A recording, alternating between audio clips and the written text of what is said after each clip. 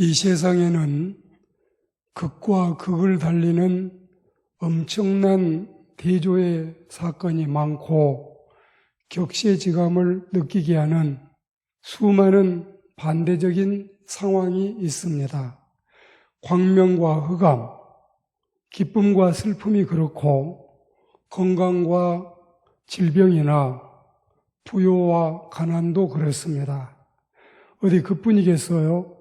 행복과 불행이나 성공과 실패, 그리고 하늘과 땅, 이승과 저승, 삶과 죽음의 대조가 많지요.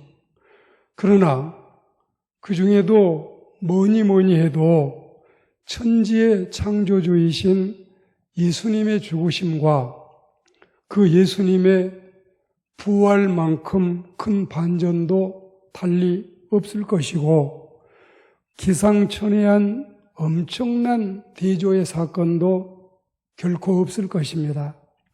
물론 죽으심마저도 하나님께는 다 예정되고 작정된 일이었지만 인간 편에서 보면 예수님의 죽으심만큼 비참한 패배도 없고 예수님의 부활만큼 완벽한 영광도 승리도 없을 것입니다.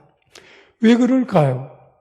만물을 창조하시고 천지의 대주제이신 하나님께서 사람으로 오셔서 온갖 고난을 다 당하시고 멸시천대받고 침뱉음, 뺨맞음, 가시채찍 등의 희롱 속에 죄인으로 낙인이 찍혀서 인간의 손에 죽으시니 이보다 더한 비하의 사건이 세상 천지 어디에서 천하 만민 누구에게서 찾아볼 수 있단 말입니까? 또 이런 이 모습 어느 누가 성공하고 출세하며 그토록 승리하고 찬란한 영광을 차지했다 해도 죽음에서 부활하신 예수님의 승리에 비할 수 있겠습니까? 우리 예수님은 죽음과 지옥과 그리고 사탄의 권세를 다 이기고 저 무덤에서 다시 살아나셔서 높고 푸른 하늘나라 하나님의 보좌 우편에 앉으시기까지 부활하시고 승천하셨기 때문이 아니겠습니까? 천하를 호령하던 영웅호걸이나 귀인이나 황제들, 철인과 성현들 그리고 풍유신선도 예수님께서 부활 후에 얻으신 생명의 승리, 진리의 정복, 영원한 자유, 또 완벽한 영광과 같은 것들을 차지할 수 없었다는 사실입니다. 우리는 적어도 이런 생명의 주님을 믿고 사노라니 얼마나 복된 일이며 얼마나 크나큰 기쁨입니까? 이 시간에는 이런 위대한 구속의 승리의 여정을 다시 한번 감사하고 찬양하는 시간이 되기를 여러분께 권면합니다. 첫째로 우리를 위해서 예수님은 세상에 오셨지요. 오늘 이 기쁨 그리고 이 승리, 이 부활의 노래가 온 땅에 울려 퍼지기 전에 주님의 성스러운 죽으심이 있었습니다. 그리고 주님의 죽으심이 있기 전에 주님의 고난의 생애가 있었고 주님의 고난의 생애가 있기 전에 베들레헴 마구간에 탄생이 있었습니다. 물론 주님의 오심은 예고된 거룩한 탄신이었지요.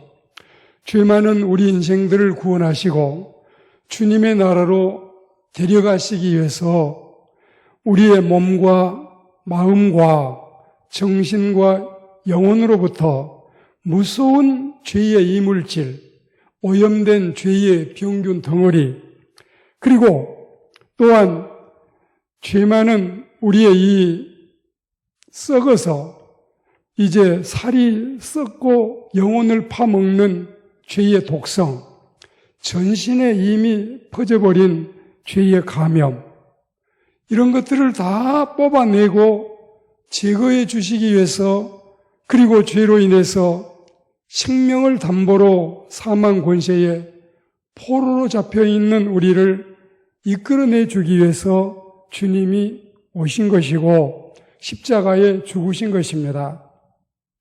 이런 우리의 온전한 석방을 위해서 주님이 오셨다는 말씀이에요. 우리는 주님의 이 크신 은혜와 그 크신 사랑에 대해서 성탄절날 성탄 노래뿐만이 아니라 날마다 작은 부활일, 주일마다 작은 부활절이 된다는 마음을 가지고 신앙생활을 해야 되겠습니다. 세상 모든 사람은 자기의 생을 살다가 자기의 죄값으로 죽어가는데 우리 주님은 철저히 하늘 영광 보좌를 떠나셔서 우리를 위해 세상에 오신 분이 확실하지요. 이런 주님을 내 마음에 맞이하고 우리는 이제 주님의 영광스러운 가족이 되었습니다. 예수님을 몰라 예수 조롱하는 거지 예수님 알면 예수 자랑하게 되지요. 예수님을 몰라 예수 거부하는 거지 예수님을 알면 예수 경외하게 되지요. 예수님을 몰라 예수님을 싫어하는 거지 예수님을 알면 예수 좋아하게 되지요. 예수님을 몰라 예수 저주하는 거지 예수님을 알면 예수님을 찬양하게 되지요. 예수님 몰라 예수 원망하는 거지 예수님 알면 예수 감사하게 되지요. 예수님 몰라 예수님을 경멸하는 거지 예수님을 알면 예수님 신뢰하게 되지요. 우리 예수님의 실상을 이렇게 사실적으로 아름답게 묘사한 시가 너무 은혜스럽고 멋있고 감사하지요. 이런 은혜로운 삶을 허락하기 위해서 주님의 부활이 있었음을 감사합니다. 그리고 두 번째는 우리 주님은 택한 백성들을 살리기 위해서 당신이 죽으신 것입니다. 우리 주님은 복음서에 나타난 것처럼 당신의 생애에서 교훈과 설교 말씀을 통해서 자신의 죽으심이 예고된 죽음이고 준비된 죽음이고 철저히 택한 백성인 우리를 위하심이라는 사실을 수없이 반복해서 언급하시고 우리의 골수에 사무치도록 계속 강조하셨습니다.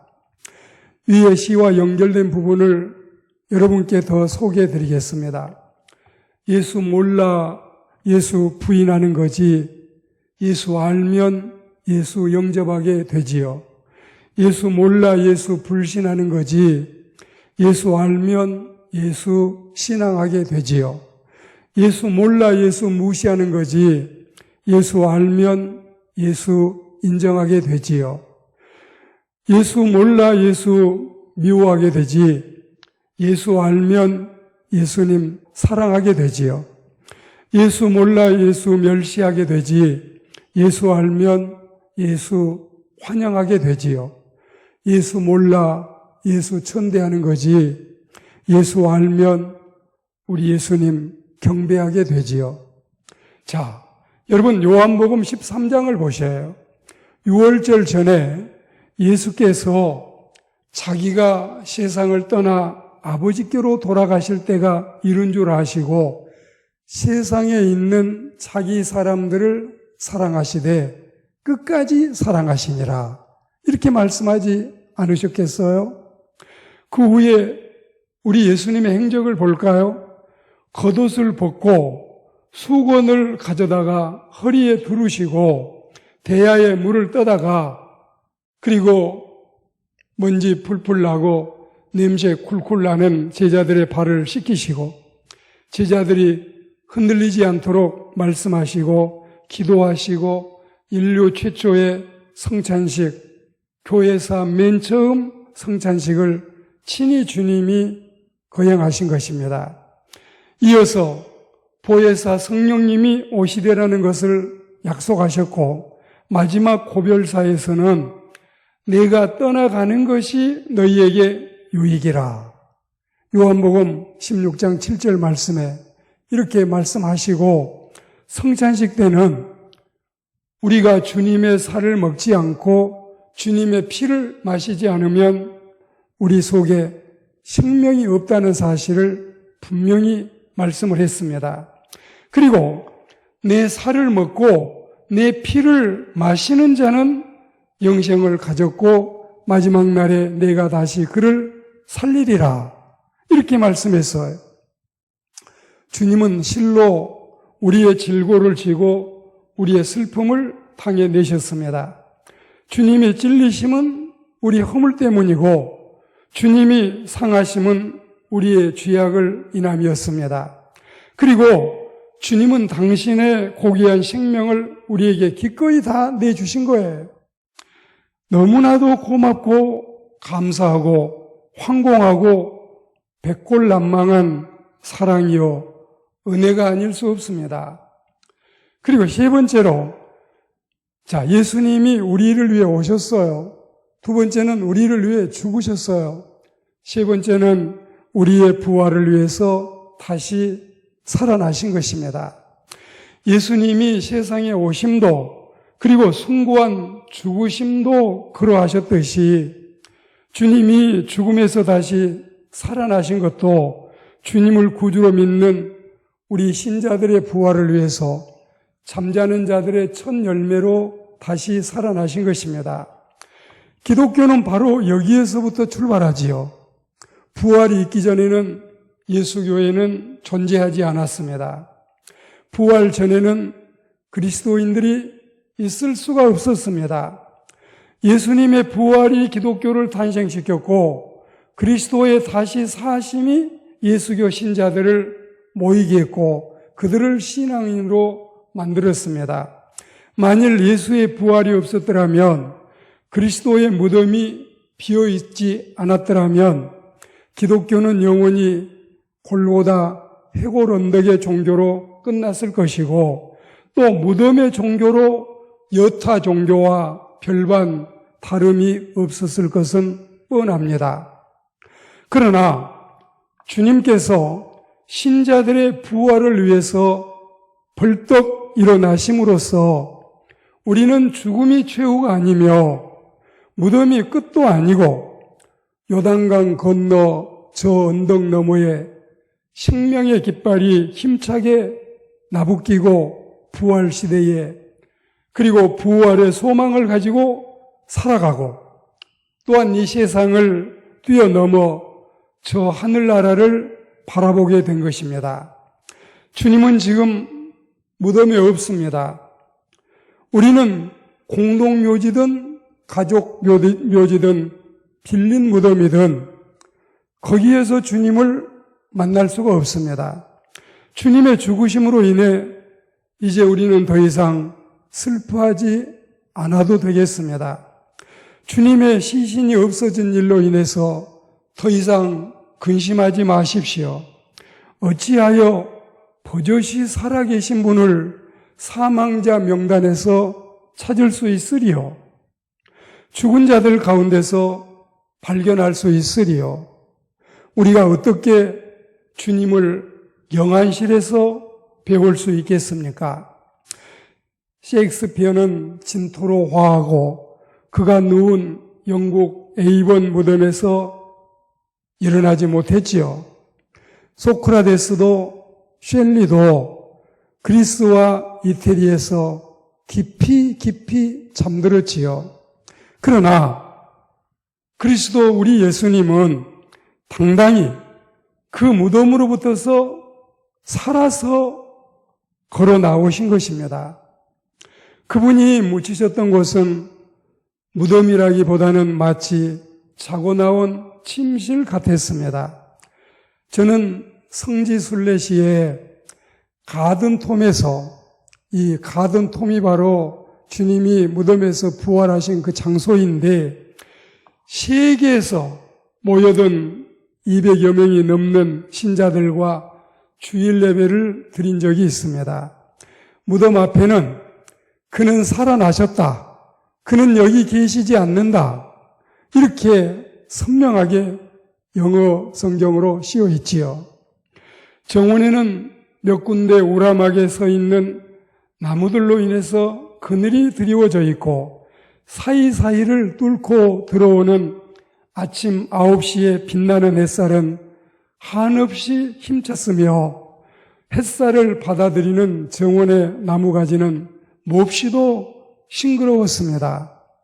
저는 그날 그 주일날 거기에서 예배드리는 그 감격을 영원히 잊을 수가 없습니다. 오늘 부활절 메시지의 말씀을 매듭하겠습니다. 우리는 예수 그리스도의 부활을 확실히 믿습니다. 그리고 또한 우리들의 부활도 거침없이 믿습니다. 부활의 노래도 힘껏 부르고 즐겁도다 이날 세세의 할말 사망 권세 깨고 하늘이 열려 죽은 자가 다시 살아나와서 주를 믿는 모든 자에게 부활하실 것을 분명히 선언하셨습니다. 부활하신 주님이 나타나시니 천지 만물이 모두 새 옷을 입었고 꽃은 만발하고 잎은 우거졌습니다. 승리하신 우리 주님께 찬양을 드리고 경배합시다. 이제 우리는 사망의 골짜기 같은 험한 세상을 비록 더 살아간다 하더라도 그 어떤 고난이 다가오고 그 어떤 유혹이 달려와도 이제 다시 우리에게 슬픔은 없습니다. 이제 우리에게는 밝은 소망뿐입니다. 부활 노래가 들려옵니다. 여기저기서 들려옵니다. 부활 시대를 살아가는 우리들은 그 찬양에 맞추어 우리 함께 구원의 감격으로 부활 노래 부르면서 부활 신앙 갖고 살다가 부활의 언덕에서 부활의 주님을 만나 영원한 생명을 누릴 준비나 해야 되겠습니다. 사랑하는 형제자매 여러분, 우리는 이렇게 적어도 부활을 믿는 일 때문에 이 세상에서 사람이 가질 수 있는 희망과 사람이 가질 수 있는 소망 가운데 예수님의 부활을 믿는 이 기쁨보다 더한 기쁨이 어디에 있으며 우리가 죽음을 이기고 부활할 걸 믿는 이 불변의 신앙보다 더 확고한 진리가 어디에 있겠습니까? 이 은혜와 사랑을 우리도 받아 누리고 천지간에 널리 전파하는 하나님의 사람들이 되기를 주의 이름으로 권면합니다.